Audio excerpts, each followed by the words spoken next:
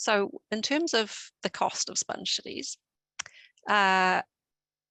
if we think about how much floods are costing in New Zealand at the moment, around about 160 million, they were costing around about 160 million a year just in direct costs in terms of insurance payouts. This has been going up year on year for quite a few years now. If you look at just the Auckland anniversary floods, the cost there is expected to be around 4 billion. So we're talking quite big numbers in terms of, the impacts of floods in New Zealand. And of course, the cost is not about money alone. It's about, money is just an easy marker for the damage, for that wider loss that happens. So loss of life, loss of livelihoods, impact on food security, and all the emotional impacts that floods cause as well, that can go on and on for years in terms of stress, anxiety, uncertainty, that kind of thing.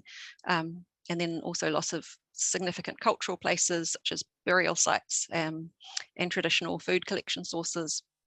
We know that in New Zealand, 80% of marae are on flood-prone land. So there are lots of negative potential impacts from floods. So the key point here is that investing to avoid those losses is far, far cheaper than not doing so and then having to clean up afterwards. So I think that killer point at the top there, the Global Commission on Adaptation found returns on investment if we invest in adaptation early, we can get as much as a 10-to-1 return on investment compared with not investing at all and having to clean up afterwards. Then there's really good evidence that sponge cities approaches give better value for money than more conventional stormwater approaches. A figure there of 50% more economical, 28% more effective.